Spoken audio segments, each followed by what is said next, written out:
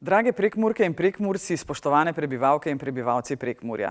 17. avgust 1919 je v našo narodno zavest zapisan kot eden od velikih dni za prihodnost Slovenije. Po prvi svetovni vojni in stoletjih tuje oblasti ste Prekmurke in Prekmurci s plebiscitarno večino naposled združili tok svoje usode z matičnim narodom. Zaokrožitev nacionalnega ozemlja v tem delu Slovenije je bila eden od najpomembnejših korakov na poti k združitvi slovenskega naroda in osamosvojitvi, ki se je sklenila leta 1991. Pestrost, kulturna raznolikost in večnarodnost za vas nikdar niso bile ovira.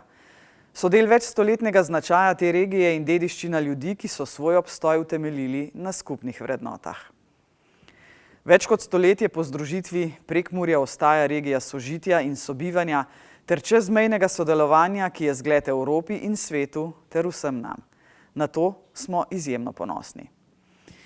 Spoštovani, Slovenija brez Prekmurja in brez vas, Prekmurke in Prekmurci, preprosto ne bi bila popolna. Vaša duhovna širina, toplina, prijaznost in gostoljubnost so prepoznane daleč naokoli.